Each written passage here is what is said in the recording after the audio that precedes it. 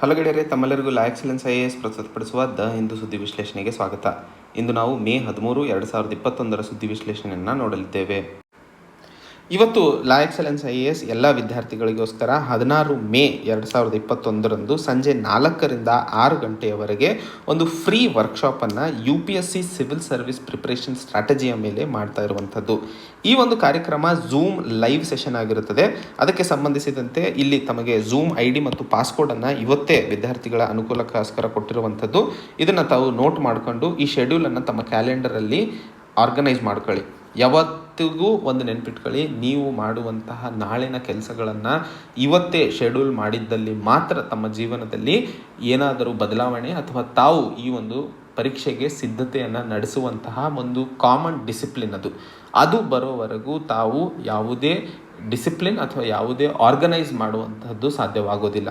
So ಈ ಒಂದು ಕಾರ್ಯಕ್ರಮದಲ್ಲಿ ತಮಗೆ ಇರುವಂತಹ ಪ್ರಶ್ನೆಗಳಾಗಿರಬಹುದು, ಈ ಒಂದು ಪರೀಕ್ಷೆಗೆ ಬೇಕಾದಂತಹ ಗೊಂದಲಗಳು ಏನೇನಿದ್ದಾವೆ ಅವುಗಳನ್ನು ಪೂರೈಸಲು ಈ ಒಂದು ಸಂದರ್ಭದಲ್ಲಿ ಲಾ ಎಕ್ಸಲೆನ್ಸ್ IAS ಒಂದು ಆನ್ಲೈನ್ ಸೆಷನ್ ಕಾರ್ಯಕ್ರಮವನ್ನು ಮಾಡ್ತಾ ಇರುವಂಥದ್ದು. ಎಲ್ಲ ವಿದ್ಯಾರ್ಥಿಗಳಿಗೂ ಈ ಒಂದು ಪ್ಲ್ಯಾಟ್ಫಾರ್ಮ್ ಓಪನ್ ಆಗಿರುತ್ತದೆ. ತಾವು ತಪ್ಪದೇ ಈ ಒಂದು ಕಾರ್ಯಕ್ರಮವನ್ನು ಅಟೆಂಡ್ ಆಗಿ ಹಾಗೂ ತಮಗೆ ಇರುವಂತಹ ಪ್ರಶ್ನೆಗಳು ಮತ್ತು ಗೊಂದಲಗಳಿಗೆ ಸೊಲ್ಯೂಷನನ್ನು ಪಡೆದುಕೊಳ್ಳಿ ಅಂತ ಹೇಳ್ತಾ ಮುಂದೆ ಏನಿದೆ ನೋಡೋಣ.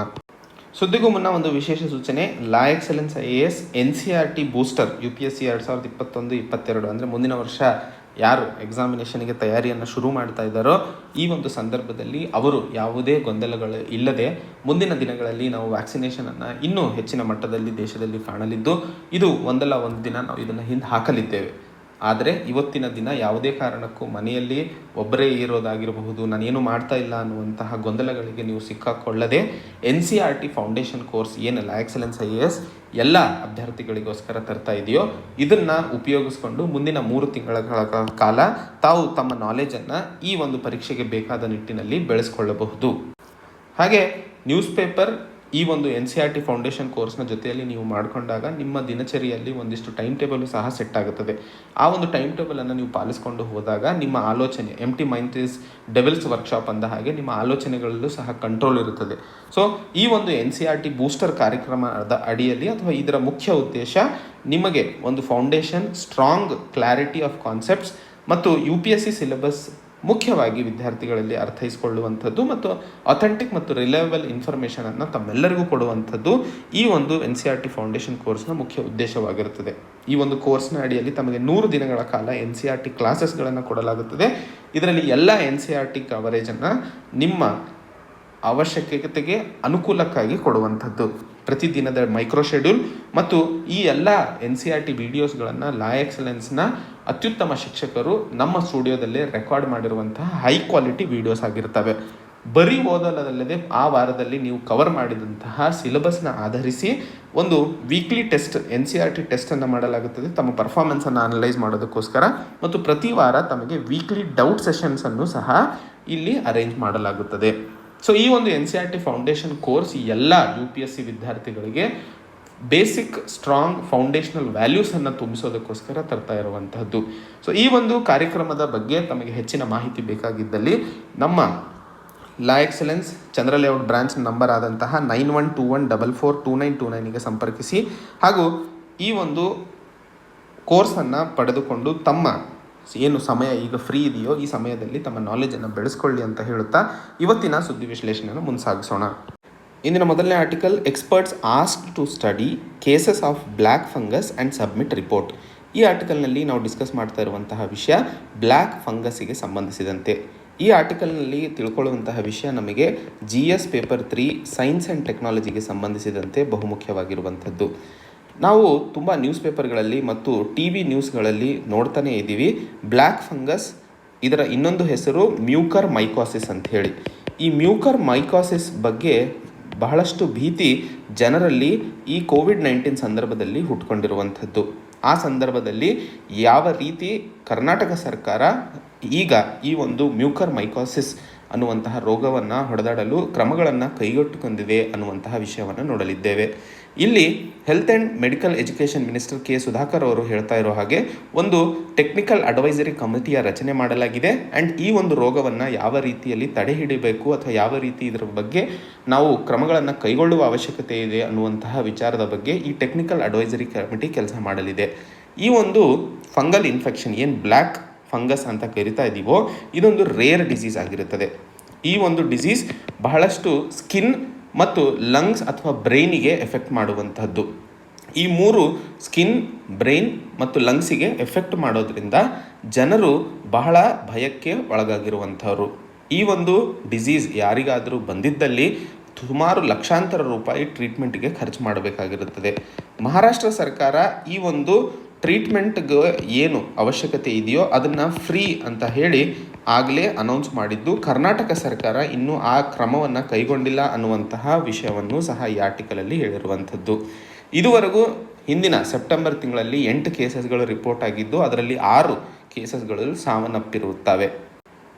ಈ ಒಂದು ಬ್ಲ್ಯಾಕ್ ಫಂಗಸ್ ಕೇಸಸ್ಗಳು ನಾವು ಹೆಚ್ಚಿಗೆ ಪೋಸ್ಟ್ ಕೋವಿಡ್-19 ಪೇಷಂಟ್ಸ್ ಏನಿದ್ದಾರೋ ಅವರಲ್ಲಿ ಹೆಚ್ಚಿಗೆ ನಾವು ನೋಡ್ತಾ ಇರುವಂಥದ್ದು.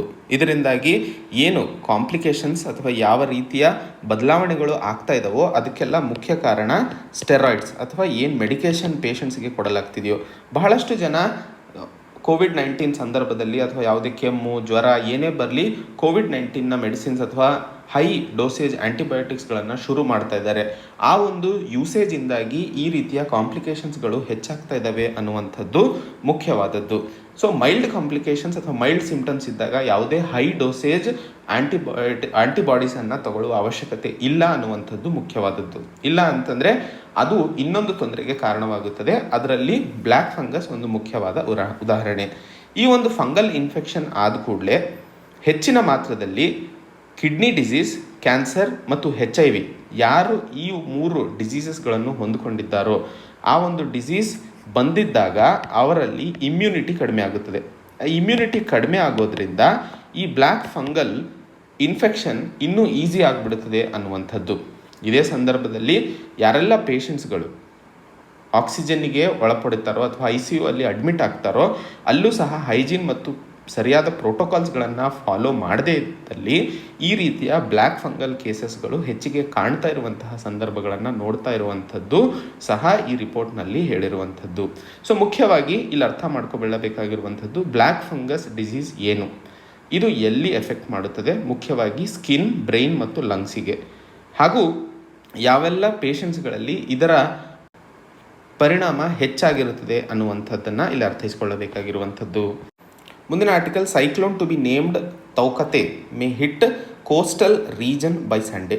ಈ ಆರ್ಟಿಕಲ್ನಲ್ಲಿ ಡಿಸ್ಕಸ್ ಮಾಡ್ತಾ ಇರುವಂತಹ ವಿಷಯ, ಇಂಡಿಯನ್ ಮೆಟ್ರಾಲಜಿಕಲ್ ಡಿಪಾರ್ಟ್ಮೆಂಟ್ ಫೋರ್ಕಾಸ್ಟ್ ಮಾಡ್ತಾ ಇರೋ ಹಾಗೆ ಅರೇಬಿಯನ್ ಸಿಯಲ್ಲಿ ಕಾಣ್ತಾ ಇರುವಂತಹ ಲೋ ಪ್ರೆಷರಿಂದಾಗಿ ಸೈಕ್ಲೋನ್ ಸ್ಟ್ರೋಮ್ ಆದಂತಹ ತೌಕತೆ ಭಾರತ ಅಥವಾ ಕರ್ನಾಟಕಕ್ಕೆ ಸಂಡೇ ಅಂದರೆ ರವಿವಾರದ ದಿನ ಎಂಟ್ರಿ ಮಾಡಲಿದೆ ಅನ್ನುವಂತಹ ಮಾಹಿತಿಯನ್ನು ಕೊಟ್ಟಿರುವಂಥದ್ದು. ಆ ಸನ್ನಿವೇಶದಲ್ಲಿ ನಾವು ಸೈಕ್ಲೋನಿಗೆ ಸಂಬಂಧಿಸಿದಂತೆ ಒಂದಿಷ್ಟು ವಿಷಯವನ್ನು ಅರ್ಥೈಸ್ಕೊಳ್ಳೋಣ. ಸೈಕ್ಲೋನ್ ಅಂದರೆ ಏನಪ್ಪ? ಸೈಕ್ಲೋನ್ ಅಂತಂದರೆ ಒಂದು ಲಾರ್ಜ್ ಸ್ಕೇಲ್ ಏರ್ ಮಾಸ್, ಒಂದು ಏರ್ ಮಾಸ್ ಆಗಿರುವಂಥದ್ದು. ಇದು ಲೋ ಅಟ್ಮಾಸ್ಫಿಯರಿಕ್ ಪ್ರೆಷರ್ ಅಥವಾ ಲೋ ಪ್ರೆಷರ್ ಎಲ್ಲಿ ಫಾರ್ಮ್ ಆಗುತ್ತದೆಯೋ ಅಲ್ಲಿ ತಿರುಗಲು ಶುರುವಾಗುವಂಥದ್ದು. ಯೂಶಲಿ ನಮ್ಮ ಭೂಮಿಯಲ್ಲಿ ನಾರ್ದರ್ನ್ ಹೆಮಿಸ್ಫಿಯರ್ ಮತ್ತು ಸದರ್ನ್ ಹೆಮಿಸ್ಫಿಯರ್ ಅಂತ ಡಿವೈಡ್ ಮಾಡ್ಕೊಂಡಿದ್ದೀವಿ. ಈ ಲೋ ಪ್ರೆಷರ್ ಎಲ್ಲಿ ಫಾರ್ಮ್ ಆಗಿ ಏರ್ ಮಾಸಸ್ ತಿರುಗಲು ಶುರು ಆಗ್ತವೋ ಅದರ ದಿಕ್ಕು ಮುಖ್ಯವಾಗಿ ಪ್ರಿಲಿಮ್ಸಲ್ಲಿ ಕೇಳುವಂತಹ ಪ್ರಶ್ನೆ. ನಾರ್ದರ್ನ್ ಹೆಮಿಸ್ಫಿಯರಲ್ಲಿ ಸೈಕ್ಲೋನ್ ಫಾರ್ಮ್ ಆಗಬೇಕಾದ್ರೆ ಈ ಏರ್ ಮಾಸ್ನ ಡೈರೆಕ್ಷನ್ನು ಕ್ಲಾಕ್ ವೈಸ್ ಆಗಿರುತ್ತದೆ. ಹಾಗೆ ಇದೇ ಏರ್ ಮಾಸು ಲೋ ಪ್ರೆಷರ್ನ ಕಡೆ ತಿರುಗ್ತಾ ಇರಬೇಕಾದ್ರೆ ಅಲ್ಲಿ ಸದರ್ನ್ ಹೆಮಿಸ್ಫಿಯರಲ್ಲಿ ಡೈರೆಕ್ಷನ್ನು ಆ್ಯಂಟಿ ಕ್ಲಾಕ್ ವೈಸ್ ಆಗಿರ್ತದೆ ಅನ್ನುವಂಥದ್ದನ್ನು ನೆನ್ಪಿಟ್ಕೋಬೇಕು. ಹಾಗೆ ಈ ಒಂದು ಸೈಕ್ಲೋನ್ ಫಾರ್ಮ್ ಆಗುವಂತಹ ರೀತಿ ಅಥವಾ ಈ ಒಂದು ಪ್ರೋಸೆಸನ್ನು ನಾವು ಸೈಕ್ಲೋಜೆನೆಸಿಸ್ ಅಂತ ಕರಿತೀವಿ.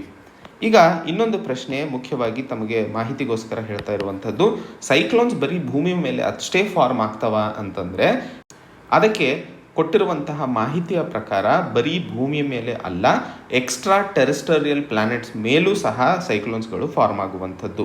ಎಕ್ಸ್ಟ್ರಾ ಟೆರೆಸ್ಟ್ರಿಯಲ್ ಪ್ಲಾನೆಟ್ಸ್ ಯಾವ್ಯಾವು? ಮಾರ್ಸ್ ಆಗಿರಬಹುದು, ಜುಪಿಟರು ಮತ್ತು ನೆಪ್ಟ್ಯೂನ್. ಸೊ ಈ ಎಕ್ಸ್ಟ್ರಾ ಟೆರೆಸ್ಟ್ರಿಯಲ್ ಪ್ಲಾನೆಟ್ಸಲ್ಲೂ ಸಹ ನಾವು ಸೈಕ್ಲೋನ್ ಫಾರ್ಮೇಷನ್ ಆಗುವಂತಹ ಸನ್ನಿವೇಶಗಳನ್ನು ನೋಡ್ತೀವಿ.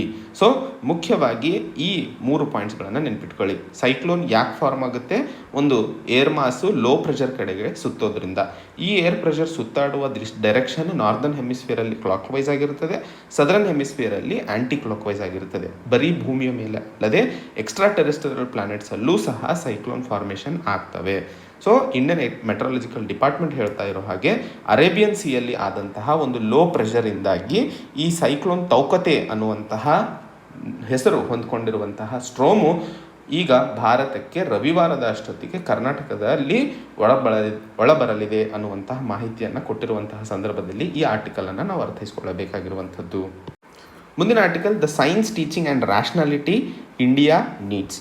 ಈ ಆರ್ಟಿಕಲ್ನಲ್ಲಿ ನಾವು ಮಾತಾಡ್ತಾ ಇರುವಂಥದ್ದು ಭಾರತದಲ್ಲಿ ಸೈನ್ಸಿಗೆ ಸಂಬಂಧಿಸಿದಂತೆ ಶಿಕ್ಷಣ ಮತ್ತು ಅದಕ್ಕೆ ಬೇಕಾದಂತಹ ರ್ಯಾಷನಲ್ ಥಾಟ್ ಪ್ರೊಸೆಸನ್ನು ಹೇಗೆ ಬೆಳೆಸುವ ಅವಶ್ಯಕತೆ ಇದೆ ಅನ್ನುವಂತಹ ಸಂಗತಿಯನ್ನು ಇಲ್ಲಿ ಲೇಖಕರು ಹೇಳಲು ಪ್ರಯತ್ನಿಸ್ತಿರುವಂಥದ್ದು. ಈ ಒಂದು ಸನ್ನಿವೇಶ ಅಥವಾ ಈ ಒಂದು ವಿಚಾರ ಇವತ್ತು ಕೋವಿಡ್-19 ಸಂದರ್ಭದಲ್ಲಿ ಅತ್ಯಮೂಲ್ಯವಾಗಿ ಅಥವಾ ಅತ್ಯವಶ್ಯಕವಾಗಿ ಅರ್ಥ ಮಾಡಿಕೊಳ್ಳುವಂತಹ ವಿಚಾರ ಆಗಿದ್ದು ಲೇಖಕರು ಇಲ್ಲಿ ಪ್ರಸ್ತುತಪಡಿಸ್ತಾ ಇರುವಂಥದ್ದು. ಸೊ ಇದು ಒಟ್ಟಾರೆ ನಮ್ಮ ಭಾರತ ದೇಶದಲ್ಲಿ ಶಿಕ್ಷಣ ಮತ್ತು ಹೆಲ್ತ್ ಕ್ಷೇತ್ರದಲ್ಲಿ ನಾವು ಎಷ್ಟರ ಮಟ್ಟಿಗೆ ನೆಗ್ಲಿಜೆನ್ಸ್ ಮಾಡಿರೋದ್ರಿಂದ ಇವತ್ತು ನಾವು ಈ ಕ್ರೈಸಿಸನ್ನು ಸಾಲ್ವ್ ಅಥವಾ ಕಂಟ್ರೋಲ್ ಮಾಡೋಕ್ಕಾಗದೇ ಇರುವಂತಹ ಸನ್ನಿವೇಶಕ್ಕೆ ಬಂದಿದ್ದೀವಿ ಅನ್ನುವಂತಹ ಮಾಹಿತಿಯನ್ನು ಇಲ್ಲಿ ಕೊಡ್ತಾ ಇರುವಂಥದ್ದು. ಈ ಆರ್ಟಿಕಲ್ನಲ್ಲಿ ಲೇಖಕರು ಬಹಳಷ್ಟು ಲೈವ್ ಎಕ್ಸಾಂಪಲ್ಸ್ಗಳನ್ನು ಅಥವಾ ದಿನಚರಿ ನಮ್ಮ ಜೀವನದಲ್ಲಿ ಆಗುವಂತಹ ಸನ್ನಿವೇಶಗಳನ್ನು ಕೊಡ್ತಾ ಇರುವಂಥದ್ದು. ಈಗ ನಮಗೆಲ್ಲ ಗೊತ್ತಿರೋ ಹಾಗೆ ಆಟೋ ಡ್ರೈವರ್ಗಳು ತಮ್ಮ ಆಟೋಗಳನ್ನು ಯೂಶಲಿ ತುಂಬ ಫಾಸ್ಟಾಗಿ ಹೊಡಿತಾರೆ. ಸೊ ಆವಾಗ ಲೇಖಕರು ಒಂದು ಆಟೋದಲ್ಲಿ ಟ್ರಾವೆಲ್ ಮಾಡಬೇಕಾದ್ರೆ ಆಟೋ ಡ್ರೈವರಿಗೆ ಕೇಳ್ತಾರೆ, ಯಾಕಪ್ಪ ಇಷ್ಟು ಫಾಸ್ಟಾಗಿ ಓಡಿಸ್ತೀಯಾ? ಫಾಸ್ಟಾಗಿ ಓಡಿಸೋದ್ರಿಂದ ಎಲ್ಲಾದರೂ ಆಕ್ಸಿಡೆಂಟ್ ಆಗುವ ಸಂದರ್ಭಗಳು ತುಂಬ ಜಾಸ್ತಿ ಆಗ್ತವೆ ಅಂತ ಕೇಳಿಕೊಂಡಾಗ ಆಟೋ ಡ್ರೈವರ್ ಸ್ಪೀಡೇನೋ ಕಡಿಮೆ ಮಾಡ್ತಾನೆ ಹೊರತು ಹೇಳೋದನ್ನು ಬಿಡಲ್ಲ. ಏನಂತ, ಸರ್ ಬರೀ ಫಾಸ್ಟ್ ಹೊಡೆಯೋದ್ರಿಂದನೇ ಆಕ್ಸಿಡೆಂಟ್ ಆಗುತ್ತೆ ಅನ್ನೋದು ಸುಳ್ಳು. ನಾನು ಸ್ಲೋ ಆಗಿ ಹೋಗಬೇಕಾದ್ರೆ ಎದುರುಗಡೆಯವನು ಬಂದು ನನಗೆ ಹೊಡಿಬೋದಲ್ಲ. ಸೊ ನಾನು ಸ್ಲೋ ಆಗಿ ಹೋಗೋದು ಬಿಟ್ಟು ಫಾಸ್ಟಾಗಿ ಹೋಗಿದ್ರೆ ಎದುರುಗಡೆಯವನು ನನಗೆ ಆ ಟೈಮಲ್ಲಿ ಹೊಡಿದೆ ಇರೋದನ್ನು ತಪ್ಪಿಸ್ಕೋಬಹುದು ಅನ್ನುವಂತಹ ಮಾತನ್ನು ಅವನು ಹೇಳಿರ್ತಾನೆ. ಸೊ ಇಲ್ಲಿ ಮುಖ್ಯವಾಗಿ ಲೇಖಕರು ಹೇಳ್ತಾ ಇರುವಂಥದ್ದು, ಜನರು ಆ ಒಂದು ಇನ್ಎವಿಟಬಿಲಿಟಿ ಕ್ಯಾರೆಕ್ಟರನ್ನು ಬೆಳೆಸ್ಕೊಂಡ್ಬಿಟ್ಟಿದ್ದಾರೆ.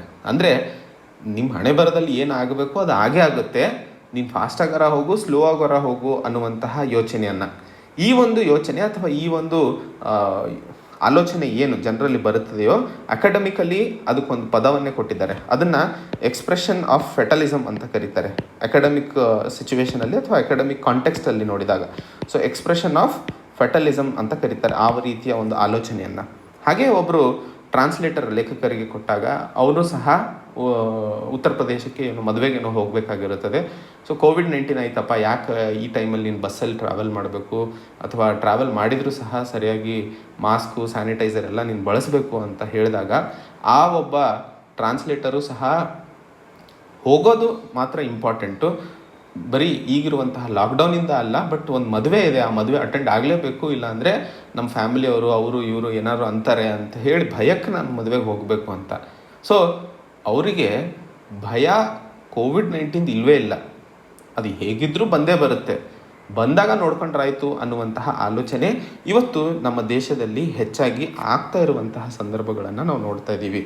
ಈಗ ಇದೇ ಸಂದರ್ಭದಲ್ಲಿ ನಮಗೆಲ್ಲ ಗೊತ್ತಿರೋ ಹಾಗೆ ಮಲೇರಿಯಾ ಮತ್ತು ಟೈಫಾಯ್ಡ್ 2 ರೋಗಗಳ ಬಗ್ಗೆ ನಮಗೆ ಆಲೋಚನೆ ಇದ್ದೇ ಇದೆ. ಮಲೇರಿಯಾ ಮತ್ತು ಟೈಫಾಯ್ಡ್ ಯೂಶಲಿ ಯಾಕಾಗುತ್ತೆ? ಸೊಳ್ಳೆಗಳಿಂದಾಗಿ. ಸೊ ಸೊಳ್ಳೆಗಳನ್ನು ತಡೆಯೋದ್ರಿಂದ ನಾವು ಮಲೇರಿಯಾ ಮತ್ತು ಟೈಫಾಯ್ಡನ್ನು ತಡೆ ಹಿಡಿಯಬಹುದು ಅನ್ನುವಂಥದ್ದು ನಮಗೆಲ್ಲ ಗೊತ್ತೇ ಇದೆ.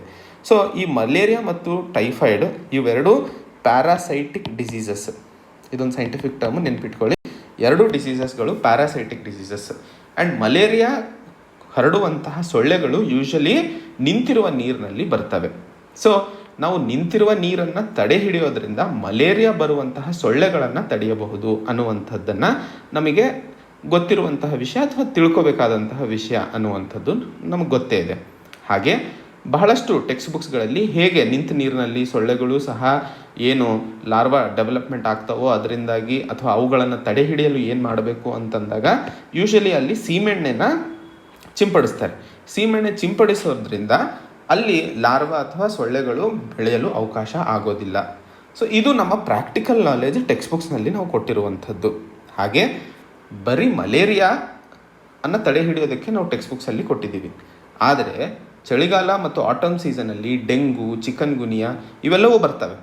ಆದರೆ ಇದನ್ನು ಬಂದಾಗ ಇವುಗಳನ್ನು ಹೇಗೆ ತಡೆ ಹಿಡಿಬೇಕು ಅಥವಾ ಇದನ್ನು ಹೇಗೆ ನಾವು ಮಲೇರಿಯಾ ಮತ್ತು ಟೈಫಾಯ್ಡನ್ನು ತಡೆ ಹಿಡಿಯೋದಕ್ಕೆ ಪ್ರಯತ್ನಿಸ್ತಿದ್ದೀವೋ ಅವುಗಳ ಬಗ್ಗೆ ನಾವೆಲ್ಲೂ ಮಾತಾಡೋದಿಲ್ಲ.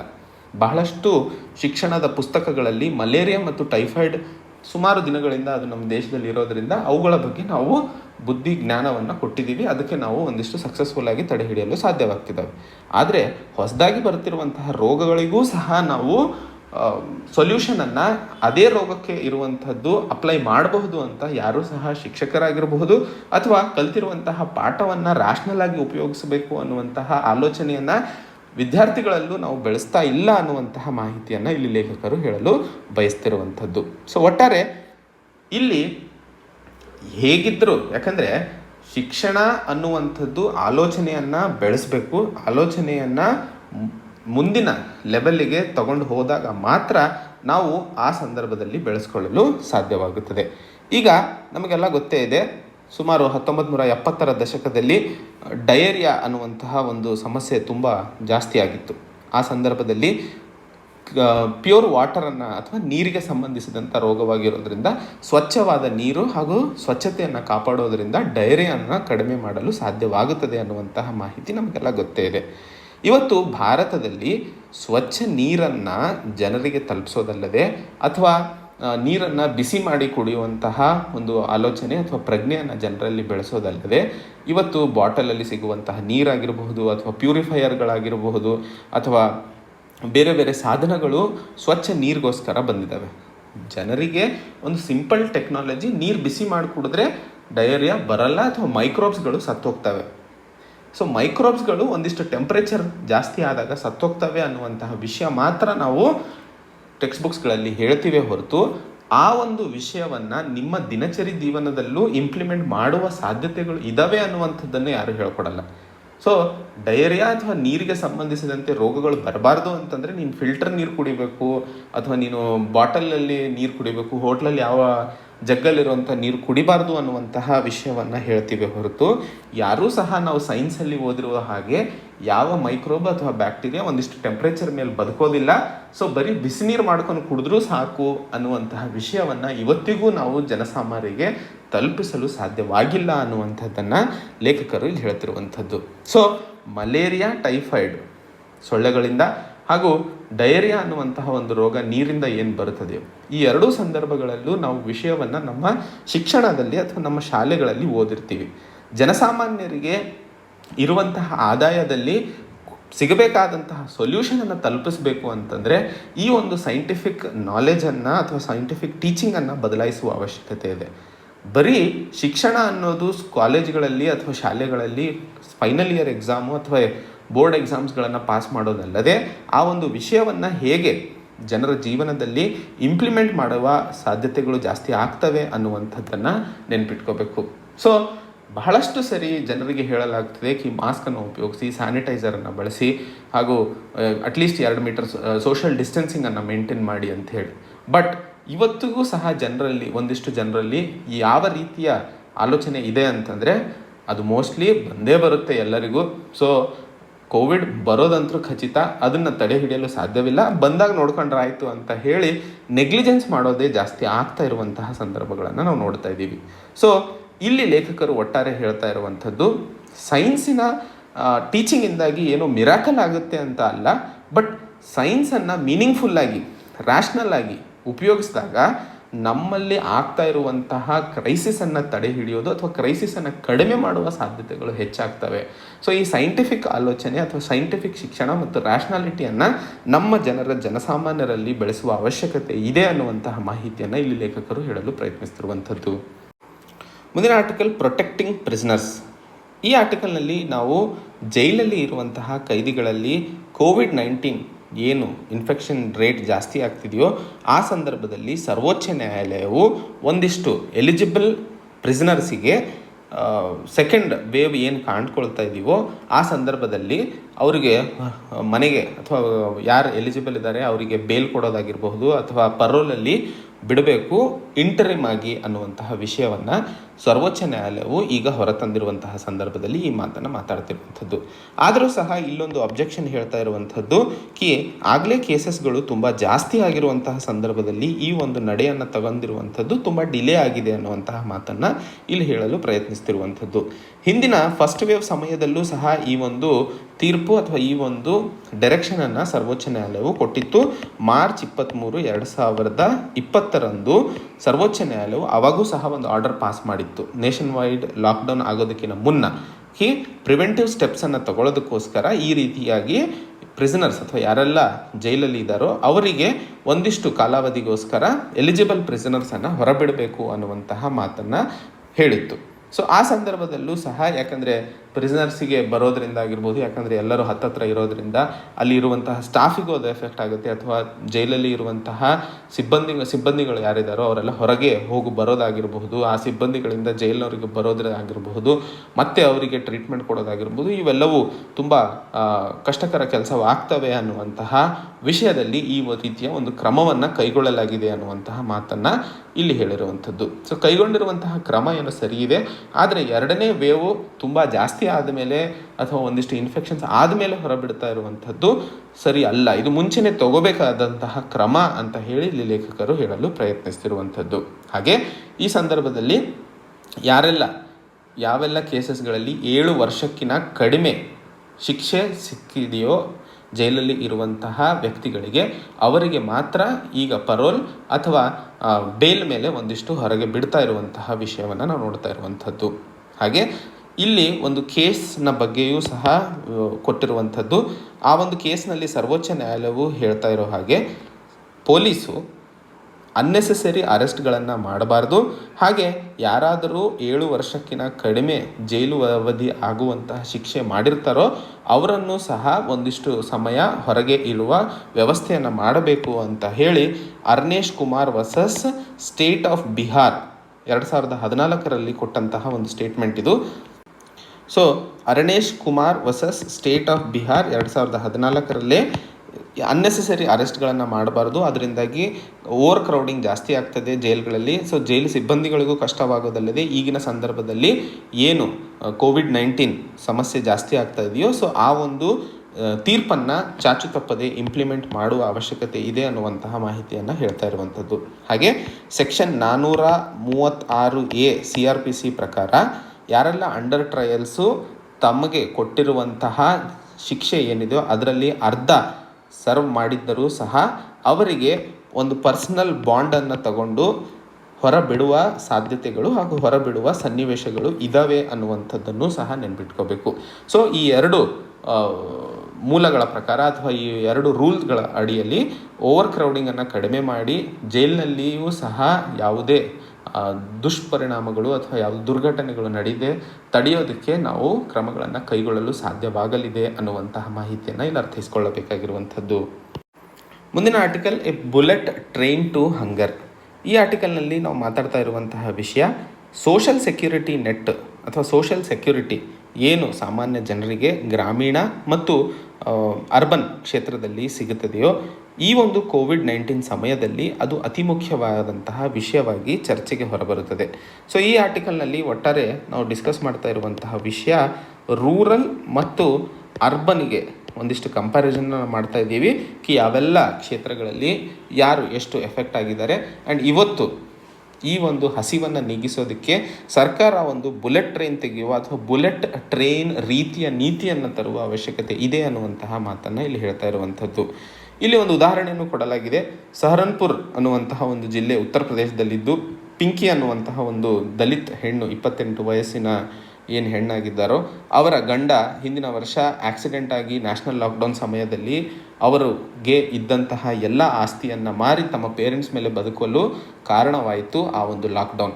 ಯಾಕಂದರೆ ತನ್ನ ಗಂಡನ ಟ್ರೀಟ್ಮೆಂಟ್ಗೋಸ್ಕರ ಎಲ್ಲವನ್ನೂ ಮಾರಬೇಕಾಯಿತು. ಸೊ ಆ ಸಂದರ್ಭದಲ್ಲಿ ಆ ಒಂದು ಕುಟುಂಬ ಪಾವರ್ಟಿಕಿನ ಕಡೆಗೆ ಹಿಂದೆ ಹೋಯಿತು ಅನ್ನುವಂಥದ್ದು ನೆನಪಿಟ್ಕೋಬೇಕು. ಹಾಗೆ ಇದು ಪಿಂಕಿಯ ರೀತಿಯಲ್ಲಿ ಮಿಲಿಯನ್ಸ್ ಆಫ್ ಜನ ಹಿಂದಿನ ವರ್ಷ ನ್ಯಾಷನಲ್ ಲಾಕ್ಡೌನ್ 2020ರಲ್ಲಿ ಏನಾಯಿತೋ ಆ ಸಂದರ್ಭದಲ್ಲಿ ಬಹಳಷ್ಟು ಜನ ಪಾವರ್ಟಿಗೆ ಒಳಗೋದ್ರು ಅನ್ನುವಂತಹ ವಿಷಯ ನಾವಿಲ್ಲಿ ನೆನ್ಪಿಟ್ಕೋಬೇಕು. ಹಾಗೆ ಅಕ್ಟೋಬರ್ ತಿಂಗಳಲ್ಲಿ ಒಂದು ಫೈನಾನ್ಸ್ ಮಿನಿಸ್ಟ್ರಿಯ ಮಂತ್ಲಿ ರಿಪೋರ್ಟ್ನ ಪ್ರಕಾರ ಕೋವಿಡ್-19ಇಂದಾಗಿ ಆದಂತಹ ಆರ್ಥಿಕ ಸಂಕಷ್ಟವನ್ನು ಅರ್ಥೈಸಿಕೊಳ್ಳಲು ಬಹಳ ದೂರ ನೋಡುವ ಅವಶ್ಯಕತೆ ಇಲ್ಲ. ಸಮುದ್ರದ ವಿಶಾಲತೆ ಎಷ್ಟು ದೊಡ್ಡದಿರುತ್ತದೆಯೋ ಹಾಗೆ ಸಂಕಷ್ಟವನ್ನು ಅರ್ಥೈಸಿಕೊಳ್ಳಲು ಎಲ್ಲಿ ನೋಡಿದರೂ ಸಹ ನಮಗೆ ಈ ರೀತಿಯ ಉದಾಹರಣೆಗಳು ನಮಗೆ ಸಿಗ್ತಾನೆ ಇರ್ತವೆ ಹಾಗೂ ಸಿಕ್ಕಿದ್ದಾವೆ ಅನ್ನುವಂತಹ ವಿಷಯವನ್ನು ಮಂತ್ಲಿ ರಿಪೋರ್ಟ್ ಫೈನಾನ್ಸ್ ಮಿನಿಸ್ಟ್ರಿ ಹೇಳಿದ ಹಾಗೆ ನಾವಿಲ್ಲಿ ನೋಡಬಹುದು. ಒಟ್ಟಾರೆ ರೂರಲ್ ಮತ್ತು ಅರ್ಬನ್ ವಿಷಯದಲ್ಲಿ ಕಂಪ್ಯಾರಿಸನ್ನ ಬಗ್ಗೆ ಮಾತಾಡಬೇಕಾದ್ರೆ ಇಲ್ಲಿ state of working India report Azim Premji university ಹೊರತಂದಿತ್ತು 2021ರಲ್ಲಿ. ಇದರ ಪ್ರಕಾರ 2019ರಲ್ಲಿ ಮತ್ತು 2020ರಲ್ಲಿ ನೋಡಿದಾಗ ಅರ್ಧಕ್ಕಿಂತ ಹೆಚ್ಚು ಫಾರ್ಮಲ್ ಸ್ಯಾಲ್ರಿಡ್ ಎಂಪ್ಲಾಯೀಸು ಇನ್ಫಾರ್ಮಲ್ಲಿಗೆ ಬದಲಾದರು. 20% ಬಡ ಜನರು ಏನು ತಮ್ಮ ಇಡೀ ಇನ್ಕಮನ್ನೇ ಕಳ್ಕೊಂಡ್ರು ಏಪ್ರಿಲ್-ಮೇ 2020ರಲ್ಲಿ. ಅನೂಪ್ ಸತ್ಪತಿ ಕಮಿಟಿಯ ಪ್ರಕಾರ, ಇದು ನೆನ್ಪಿಟ್ಕೊಳ್ಳಿ, ಇದೊಂದು ಮುಖ್ಯವಾದ ಫ್ಯಾಕ್ಟ್, ಬರ್ಕೊಳ್ಳಿ ಇದನ್ನು.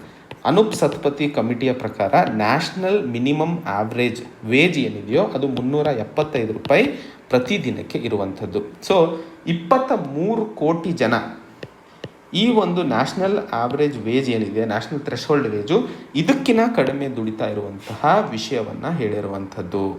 ಹಾಗೆ ಪಾವರ್ಟಿ ರೇಟ್ ಗ್ರಾಮೀಣ ಪ್ರದೇಶಗಳಲ್ಲಿ ಏನಿದೆಯೋ ಅದು 15% ಕಡಿಮೆ ಹೆಚ್ಚಿಗೆ ಆಗಿದೆ.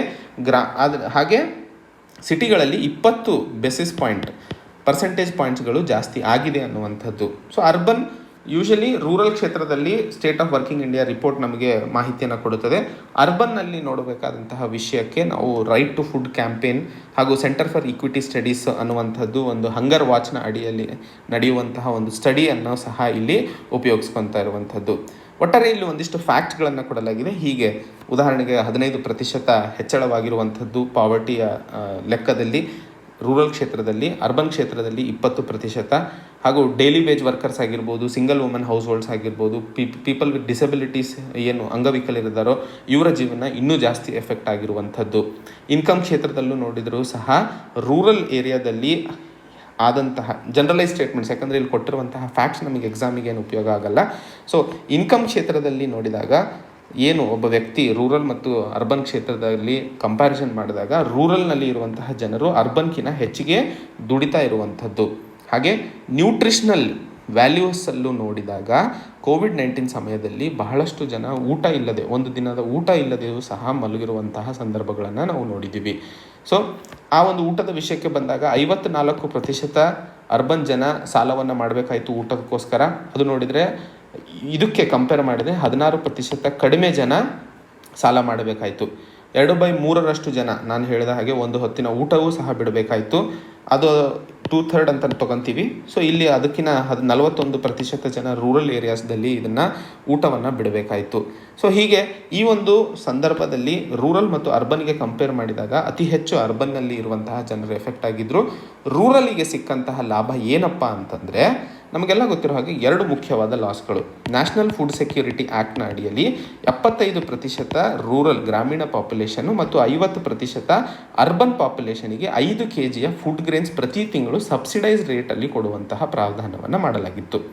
ಈ ಒಂದು ನ್ಯಾಷನಲ್ ಫುಡ್ ಸೆಕ್ಯೂರಿಟಿ ಆ್ಯಕ್ಟ್ ಇದ್ದರೂ ಸಹ ಇಷ್ಟು ಯಾಕೆ ಸಮಸ್ಯೆಯನ್ನು ನೋಡ್ತಾ ಇದ್ದೀವಿ ಅಂತಂದರೆ, ಮೊದಲನೇದು ಪುವರ್ ಐಡೆಂಟಿಫಿಕೇಷನ್, ಸರಿಯಾದ ಐಡೆಂಟಿಫಿಕೇಷನ್ ಮಾಡೋದಲ್ಲದೆ ಒಂದಿಷ್ಟು ಹಳೆಯ ಪಾಪ್ಯುಲೇಷನ್ ಎಸ್ಟಿಮೇಟ್ಸ್ಗಳನ್ನು ಉಪಯೋಗಿಸ್ತಿರುವಂತಹ ಸಂದರ್ಭದಲ್ಲಿ ನಾವು ಈ ಎರರ್ಸ್ಗಳನ್ನು ಕಾಣ್ತಾ ಇದ್ದೀವಿ. ಸೊ ಇವರನ್ನು ಕವರ್ ಮಾಡೋದಕ್ಕೋಸ್ಕರ ಸರ್ಕಾರ ಪ್ರಧಾನಮಂತ್ರಿ ಗರೀಬ್ ಕಲ್ಯಾಣ್ ಯೋಜನೆಯನ್ನು ತಂತು. ನ್ಯಾಷನಲ್ ಲಾಕ್ಡೌನ್ ಆದಾಗ ಈ NFSA ಕೆಳಗಡೆ ಯಾರು ಇರೋದಿಲ್ವೋ ಅಥವಾ ಯಾರಿಗೆ ಇದ್ರ ಕೆಳಗಡೆ ಅವಕಾಶಗಳು ಅಥವಾ ಪ್ರಾವಧಾನಗಳು ಸಿಗ್ತಾ ಇಲ್ವೋ ಅವರಿಗೆ ಅನುಕೂಲವಾಗುವಂತೆ ಪ್ರಧಾನಮಂತ್ರಿ ಗರೀಬ್ ಕಲ್ಯಾಣ್ ಯೋಜನೆಯನ್ನು ತರಲಾಯಿತು. ಅದರ ಅಡಿಯಲ್ಲಿ ಅಡಿಷ್ನಲ್ 5 kg ಫುಡ್ ಗ್ರೇನ್ಸ್ ಮತ್ತು 1 kg ಪಲ್ಪಸಸನ್ನು ಕೊಡಲಾಯಿತು. ಇವರೆಲ್ಲರೂ ಅಂತ್ಯೋದಯ ಅನ್ನ ಯೋಜನಾ ಕಾರ್ಡನ್ನು ಹೊಂದಿರಬೇಕು NFSA ಅಡಿಯಲ್ಲಿ. ಸೊ ನ್ಯಾಷನಲ್ ಫುಡ್ ಸೆಕ್ಯೂರಿಟಿ ಆ್ಯಕ್ಟ್ನ ಅಡಿಯಲ್ಲಿ ಈ ಒಂದು ಕಾರ್ಡ್ ಹೊಂದಿದವರಿಗೆ ಪ್ರಧಾನಮಂತ್ರಿ ಗರೀಬ್ ಕಲ್ಯಾಣ್ ಯೋಜನೆ ಅಡಿಯಲ್ಲಿ ಇನ್ನೂ 5 kg ಕೊಡಲಾಯಿತು. ಆದರೆ ಆ ಒಂದು ಪ್ರಧಾನಮಂತ್ರಿ ಗರೀಬ್ ಕಲ್ಯಾಣ್ ಯೋಜನೆಯನ್ನು ನವೆಂಬರ್ ತಿಂಗಳಲ್ಲಿ ನಿಲ್ಲಿಸಲಾಯಿತು. ಸೊ ಈಗ ನಿಲ್ಲಿಸಿದ ಕಾರಣ ಈಗ ಮತ್ತೆ ಲಾಕ್ಡೌನ್ ಬಂದಿದ್ದು ಇದನ್ನು ಮತ್ತೆ ಹಿಂತರುವ ಅವಶ್ಯಕತೆ ಇದೆ ಅನ್ನುವಂತಹ ಮಾಹಿತಿ ಮೊದಲನೇದಾಗಿ ಹೇಳ್ತಾ ಇರುವಂಥದ್ದು. ಪಬ್ಲಿಕ್ ಡಿಸ್ಟ್ರಿಬ್ಯೂಷನ್ ಸಿಸ್ಟಮ್ ಏನು ಅತಿ ಹೆಚ್ಚು ಕವರೇಜ್ ಇದೆಯೋ ಅದರ ಜೊತೆಯಲ್ಲಿ ಗ್ರಾಮೀಣ ಕ್ಷೇತ್ರದಲ್ಲಿ Mahatma Gandhi national rural employment guarantee ಆ್ಯಕ್ಟ್ನ ಅಡಿಯಲ್ಲಿ 100 ದಿನಗಳ ಕಾಲ ಏನು ಉದ್ಯೋಗ ಅವಕಾಶಗಳನ್ನು ಕೊಡಲಾಗ್ತಿದೆಯೋ ಆ 2 ಕಾರಣಗಳಿಂದಾಗಿ ರೂರಲ್ ಕ್ಷೇತ್ರದಲ್ಲಿ ಅರ್ಬನ್ಗೆ ಕಂಪೇರ್ ಮಾಡಿದರೆ ನಾವು ಡಿಸ್ಟ್ರೆಸ್ ಕಡಿಮೆ ಕಾಣ್ತಾ ಇರುವಂತಹ ಸಂದರ್ಭವನ್ನು ನೋಡ್ತಾ ಇದ್ದೀವಿ. ಇದಲ್ಲದೆ ಪಬ್ಲಿಕ್ ಡಿಸ್ಟ್ರಿಬ್ಯೂಷನ್ ಸಿಸ್ಟಮ್ನ ಅಡಿಯಲ್ಲಿ ನಾವು ಆಹಾರ ಧಾನ್ಯಗಳನ್ನು ಕೊಡ್ತಾ ಇದ್ದರೂ ಸಹ ನ್ಯೂಟ್ರಿಷನಲ್ ರಿಕ್ವೈರ್ಮೆಂಟ್ಸ್ಗಳಲ್ಲಿ ನಾವು ತುಂಬ ಹಿಂದಿದ್ದೀವಿ ಅನ್ನುವಂಥದ್ದು. ದೇಶದಲ್ಲಿ ಒಟ್ಟು 33 ಕೋಟಿ ಜನ ಇವತ್ತಿಗೂ ನ್ಯೂಟ್ರಿಷನಲ್ ಅಥವಾ ಬೇಸಿಕ್ ಸರ್ವೈವಲ್ ನೀಡ್ಸ್ಗಳು ಪೂರೈಸಲು ಸಾಧ್ಯವಾಗ್ತಿಲ್ಲ. 33 ಕೋಟಿ ಜನ ಅಂತಂದರೆ Germany, France, UK, Spain, Portugal ಮತ್ತು ಇಟಲಿಯಲ್ಲಿ ಇರುವಂತಹ ಜನಸಂಗಣಿಯನ್ನು ಒಂದಾಗಿ ತಗೊಂಡರೂ ಸಹ ಆ ಎಲ್ಲ ರಾಷ್ಟ್ರಗಳಲ್ಲಿ ಏನು ಟೋಟಲ್ ಪಾಪ್ಯುಲೇಷನ್ ತಗೊಂಡ್ರೂ ಸಹ ಅದಕ್ಕಿಂತ ಹೆಚ್ಚು ಭಾರತದಲ್ಲಿ ಇವತ್ತು ಕಷ್ಟವನ್ನು ಅಥವಾ ನ್ಯೂಟ್ರಿಷನಲ್ ರಿಕ್ವೈರ್ಮೆಂಟ್ಸನ್ನು ಫುಲ್ಫಿಲ್ ಮಾಡಲು ಸಾಧ್ಯವಾಗದೆ ಹೊಡೆದಾಡ್ತಾ ಇರುವಂಥದ್ದು. ಇವತ್ತಿಗೂ food corporation of India ware ಹೌಸಸ್ಗಳಲ್ಲಿ 100 ಮಿಲಿಯನ್ ಟನ್ಗಳಷ್ಟು ಫುಡ್ ಗ್ರೇನ್ ಸ್ಟಾಕ್ ಇದ್ದು ಇವುಗಳನ್ನು ಯೂನಿವರ್ಸಲೈಸ್ ಮಾಡುವ ಅವಶ್ಯಕತೆ ಇದೆ. ಆ್ಯಂಡ್ ಆ ಸ್ಟಾಕ್ಸ್ಗಳಿಂದಾಗಿ ಗ್ರಾಮೀಣರಿಗೆ ಮತ್ತು ಅರ್ಬನ್ ಜನಕ್ಕೆ ಸೇರಿಸುವ ಬುಲೆಟ್ ಟ್ರೈನ್ ವೇಗದಲ್ಲಿ ಅವರಿಗೆ ಆಹಾರ ಧಾನ್ಯಗಳನ್ನು ಸೇರಿಸುವ ಅವಶ್ಯಕತೆ ಇದೆ. ಇಲ್ಲ ಅಂದರೆ ನ್ಯೂಟ್ರಿಷನ್ ಕ್ಷೇತ್ರದಲ್ಲೂ ಸಹ ಭಾರತ ಹೆಚ್ಚು ಹೊಡೆತ ತಿನ್ನಲಿದೆ ಅನ್ನುವಂಥದ್ದು. ಸೊ ಇವತ್ತು ಕೇಂದ್ರ ಸರ್ಕಾರ ನ್ಯಾಷನಲ್ ಫುಡ್ ಸೆಕ್ಯೂರಿಟಿ ಆ್ಯಕ್ಟ್ನ ಅಡಿಯಲ್ಲಿ ಇರುವಂತಹ ಕವರೇಜನ್ನು ಹೆಚ್ಚು ಮಾಡೋದಲ್ಲದೆ ನರೇಗಾನ ಅಡಿಯಲ್ಲಿ ಇರುವಂತಹ ಉದ್ಯೋಗ ಅವಕಾಶಗಳು ಏನು 100 ದಿನಕ್ಕೆ ಇದೆಯೋ ಅದನ್ನು 200 ದಿನಕ್ಕೆ ಎಕ್ಸ್ಪ್ಯಾಂಡ್ ಮಾಡುವ ಅವಶ್ಯಕತೆ ಇದೆ, 100ರಿಂದ 200ಕ್ಕೆ. ಸೊ ಅದು ಮಾಡೋದ್ರಿಂದ ಜನರ ಜೀವನದಲ್ಲಿ ಇನ್ನೂ ಒಂದಿಷ್ಟು ಅನುಕೂಲತೆ ಆಗಲಿದ್ದಾವೆ. ಹಾಗೂ ಅರ್ಬನ್ ಅಲ್ಲಿ ಇರುವಂತಹ ಏನು ಸಮಸ್ಯೆಗಳನ್ನು ಸಾಲ್ವ್ ಮಾಡಬೇಕು ಅಂದರೆ ಪ್ರತಿಯೊಂದು ಬಡವರಿಗೆ ಮನೆಗೆ 7,000 ರೂಪಾಯಿಗಳ ಇನ್ಸೆಂಟಿವ್ ಅಥವಾ ಕಂಪನ್ಸೇಷನನ್ನು ಪ್ರತಿ ತಿಂಗಳು ಕೊಟ್ಟರೆ ಮುಂದಿನ ಒಂದಿಷ್ಟು ತಿಂಗಳುಗಳಲ್ಲಿ ನಾವು ಕೋವಿಡ್-19 ಹೊಡೆದಾಡುವ ಸಂದರ್ಭದಲ್ಲಿ ಇವರ ಜೀವನದಲ್ಲೂ ಸಹ ಒಂದಿಷ್ಟು ಅನುಕೂಲವಾಗಲು ಸಾಧ್ಯವಾಗಲಿದೆ ಅನ್ನುವಂತಹ ಒಂದು ಸಜೆಷನನ್ನು ಈ ಆರ್ಟಿಕಲಲ್ಲಿ ನಾವು ಅರ್ಥೈಸಿಕೊಳ್ಳಬೇಕಾಗಿರುವಂಥದ್ದು. ಮುಂದಿನ article educational technology needs and ethic policy. So ಈ ಆರ್ಟಿಕಲಲ್ಲಿ ನಾವು ಮಾತಾಡ್ತಾ ಇರುವಂಥದ್ದು ಭಾರತದಲ್ಲಿ ಜನರಲ್ ಡೇಟಾ ಪ್ರೊಟೆಕ್ಷನ್ ರೆಗ್ಯುಲೇಷನ್ ಏನು ಯುರೋಪ್ನಲ್ಲಿ ಕಾಣ್ತೀವೋ, ಜನರಲ್ ಡೇಟಾ ಪ್ರೊಟೆಕ್ಷನ್ ರೆಗ್ಯುಲೇಷನ್ ಇದು ಯುರೋಪಲ್ಲಿ ಇರುವಂಥದ್ದು. ಸೊ ಈ ಒಂದು ರೀತಿಯ ಯಾವುದೇ ರೆಗ್ಯುಲೇಟರಿ ಫ್ರೇಮ್ವರ್ಕ್ ಭಾರತದಲ್ಲಿ ಇಲ್ಲ ಅನ್ನುವಂತಹ ವಿಷಯದಲ್ಲಿ ಈ ಒಂದು ಆರ್ಟಿಕಲನ್ನು ನಾವು ಡಿಸ್ಕಸ್ ಮಾಡ್ತಿರುವಂಥದ್ದು. ಯಾಕೆ ಈ ಒಂದು ಮಸೂದೆ ಅಥವಾ ಈ ರೀತಿಯ ಪಾಲಿಸಿಯ ಅವಶ್ಯಕತೆ ಭಾರತದಲ್ಲಿ ಇದೆ ಅಂತಂದರೆ ಕೋವಿಡ್-19 ಬಂದ ನಂತರ ಇವತ್ತು ಭಾರತದಲ್ಲಿ ಆನ್ಲೈನ್ ಎಜುಕೇಷನ್ ಅನ್ನುವಂಥದ್ದು ಇನ್ಎವಿಟಬಲ್ ಮತ್ತು ಎಲ್ಲರ ಜೀವನದಲ್ಲಿ ಅತ್ಯಮೂಲ್ಯವಾದಂತಹ ವಿಷಯವಾಗಿ ಹೋಗಿದೆ. ಸೊ ಇವತ್ತು ಭಾರತದಲ್ಲಿ ಅಕಾಡೆಮಿಕ್ ಡಿಸ್ರಪ್ಷನ್ ಆಗದೆ ನಡೆಸಲು ಸಾಧ್ಯವಾಗ್ತಾ ಇರುವಂಥದ್ದು ಎಜುಕೇಷನಲ್ ಟೆಕ್ನಾಲಜಿ ಆ್ಯಪ್ಸ್ಗಳು ಬರ್ತಾ ಇರೋದ್ರಿಂದ. ಬಹಳಷ್ಟು ಆರ್ಗನೈಸೇಷನ್ಸ್ಗಳು ಶಿಕ್ಷಣವನ್ನು ಟೆಕ್ನಾಲಜಿಯನ್ನು ಡೆವಲಪ್ ಮಾಡಿ ಅದರ ಸಹಾಯದಿಂದ ಮಕ್ಕಳಿಗೆ ಅಥವಾ ವಿದ್ಯಾರ್ಥಿಗಳಿಗೆ ತಲುಪಲು ಸಾಧ್ಯವಾಗ್ತಾ ಇರುವಂತಹ ಸಂದರ್ಭದಲ್ಲಿ ಇವತ್ತು ಭಾರತದಲ್ಲಿ ಯುರೋಪಲ್ಲಿ ಇರುವಂತಹ ಜನರಲ್ ಡೇಟಾ ಪ್ರೊಟೆಕ್ಷನ್ ರೆಗ್ಯುಲೇಷನ್ ಆ್ಯಕ್ಟ್ನ ಥರ ಒಂದು ಮಸೂದೆ ಇಲ್ಲೂ ಸಹ ಬೇಕಾಗಿದೆ. ಯಾಕಂದರೆ ವಿದ್ಯಾರ್ಥಿಗಳ ಪ್ರೈವಸಿಯ ಮೇಲೆ ಅತಿ ಹೆಚ್ಚು ಇಂಪ್ಯಾಕ್ಟ್ ಈ ರೀತಿಯ ಎಜುಕೇಷನಲ್ ಟೆಕ್ನಾಲಜಿ ಆ್ಯಪ್ಸ್ಗಳಿಂದ ಆಗ್ತಾ ಇರುವಂಥದ್ದು. ಬಹಳಷ್ಟು ಮಾತ್ರದಲ್ಲಿ ಡೇಟಾವನ್ನು ಕಲೆಕ್ಟ್ ಮಾಡ್ತಾ ಇದ್ದಾರೆ. ಆ ಡೇಟಾವನ್ನು ಯಾವ ರೀತಿಯಾಗಿ ಉಪಯೋಗಿಸಲಾಗ್ತಿದೆ, ಯಾವ ರೀತಿಯಾಗಿ ಅದನ್ನು ಬಳಸಿ ವಿದ್ಯಾರ್ಥಿಗಳ ಯೋಚನೆ ಅಥವಾ ಅವರ ದಿನಚರಿಯಲ್ಲಿ ಎಫೆಕ್ಟ್ ಮಾಡ್ತಾ ಇರುವಂಥದ್ದು ಸಹ ಇಲ್ಲಿ ಅರ್ಥೈಸಿಕೊಳ್ಳಲು ಸಾಧ್ಯವಾಗುವಂಥದ್ದು. ನಮಗೆಲ್ಲ ಗೊತ್ತಿರೋ ಹಾಗೆ ಫೇಸ್ಬುಕ್ಕು ಒಂದು ಡೇಟಾವನ್ನು ಉಪಯೋಗಿಸಿ ಮಕ್ಕಳು ಯಾವ ರೀತಿಯ ಆ್ಯಪ್ಸ್ಗಳನ್ನು ಉಪಯೋಗಿಸ್ತಾರೆ, ಯಾವ ರೀತಿಯ ವಿಷಯಗಳನ್ನು ಹೆಚ್ಚಿಗೆ ಅವರು ನೋಡ್ತಾರೆ ಅನ್ನುವಂತಹ ಸಂದರ್ಭದ ಮೇಲೆ ಅಥವಾ ವಿಚಾರದ ಮೇಲೆ ಅವರಿಗೆ ಅದೇ ರೀತಿಯ ಪೋಸ್ಟ್ಗಳನ್ನು ಮತ್ತೆ ಫೀಡ್ ಮಾಡಿಬಿಟ್ಟು ಅವರ ಆಲೋಚನೆಯನ್ನು ಅದೇ ದಿಕ್ಕಿನಲ್ಲಿ ಬದಲಾಯಿಸಲು ಆದಂತಹ ಸನ್ನಿವೇಶಗಳನ್ನು ನಾವು ನೋಡಿದ್ವಿ. ಸೊ ಆ ರೀತಿಯ ಸಂದರ್ಭದಲ್ಲಿ ಇವತ್ತು ಕಲೆಕ್ಟ್ ಆಗ್ತಾ ಇರುವಂತಹ ಡೇಟಾವನ್ನು ಈ ಕಂಪನಿಗಳು ಎಷ್ಟರ ಮಟ್ಟಿಗೆ ಸರಿಯಾಗಿ ಉಪಯೋಗಿಸ್ತಾ ಇದ್ದಾರೆ ಅನ್ನುವಂಥದ್ದು ಒಂದು ಪ್ರಶ್ನೆ ಆಗಿದೆ. ಸೊ ಹಾಗೆ ಭಾರತದಲ್ಲಿ ಇವತ್ತು ಒಂದು ಎಥಿಕ್ಸ್ ಪಾಲಿಸಿಯನ್ನು ತರುವ ಅವಶ್ಯಕತೆ ಇದೆ. ಈ ಒಂದು general data protection regulation act ಏನು ಯುರೋಪಲ್ಲಿ ಇದೆಯೋ ಅದೇ ರೀತಿಯಾಗಿ.